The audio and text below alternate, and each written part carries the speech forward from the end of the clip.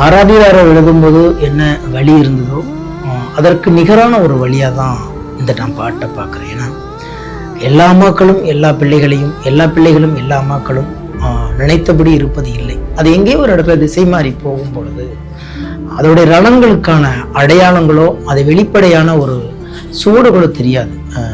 நம்ம பெயினுடைய சுவடுங்கிறது இதுவரைக்கும் எந்த விஞ்ஞானமும் கண்டுபிடிக்கவில்லை. அது உணர்பவர்களுக்கு மட்டும்தான் தெரியும். அப்படி பிள்ளையின் போக்கு மாறும் பொழுது ஒரு தாயின் குரலாக அந்த பாட்டு வந்திருக்கு. சமீபத்தில் நான் எழுதின பாட்டில் ரொம்ப நிறைவான பாட்டாக பார்க்குறேன். எனக்கு உங்களுக்கு நான் பிடிக்கும்னு நினைக்கிறேன். ஏன்னா அம்மாக்களை இழந்தவர்களுக்குத்தான் தெரியும் அம்மாக்களுடைய துயரம் என்ன, பிள்ளைகளுடைய இயக்கம் என்னன்னு. அதை இந்த பாட்டில் முழுசாக நான் கொடுத்துருக்கேன்னு நினைக்கிறேன் முடிஞ்ச வரைக்கும். இதுக்கு இசையமைச்சது ஸ்மூத் மித் அப்படின்ட்டு ஒரு புது இசையமைப்பாளர். நிறைய படங்கள் பண்ணிட்டு இருக்கிறாரு. ரொம்ப அழகாக.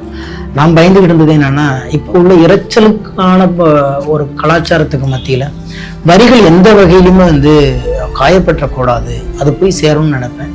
அந்த அளவுக்கு ரொம்ப அழகாக அதை கம்போஸ் பண்ணி மிக்ஸ் பண்ணி கொடுத்துருக்காரு. இதை வைக்கம் விஜயலட்சுமி அம்மா பாடியிருக்காங்க. அவங்களுடைய குரலுக்குன்னு ஒரு உறவோடைய தன்மை தெரியும். ஏன்னா ஒரு குரல் ஒரு கதையை சொல்லும். ஒரு குரலுக்குள்ள ஒரு கதை இருக்கும். அந்த கதைகளை சொல்லுகிற குரலாக இன்னைக்கு அவங்களுடைய குரல்கள் இருக்குது நமக்கு தெரியும். இந்த பாட்டு ரொம்ப அழகாக பண்ணியிருக்காங்க. இதை என்னுடைய அன்பு நண்பர் அருண்குமார் இதை ப்ரொடக்ஷன் பண்ணியிருக்காரு, அவர் நடிச்சிருக்கிறாரு. இதெல்லாம் மீறி இந்த படத்துக்கு உயிரோட்டமாக, இந்த பாட்டுக்கு உயிரோட்டமாக அது அம்மாவாக நடிச்சிருக்கிறது லிஸி ஆண்டனி, என்னுடைய நீண்ட கால தோழமை. அதுக்காக மட்டும் சொல்லலை, அவங்கள பார்த்துருப்பீங்க நிறைய படத்தில். என்ன கேரக்டர் கொடுத்தாலும் அதுவாக மாறுகிற ஒரு தன்மை ஒரு சிலருக்கு மட்டுமே இருக்கும். அந்த வகையில் இந்த படத்தில் அந்த பிள்ளைகளுடைய போக்கை தாங்க முடியாத ஒரு தாயாக ரொம்ப அழகாக பண்ணியிருக்கிறாங்க.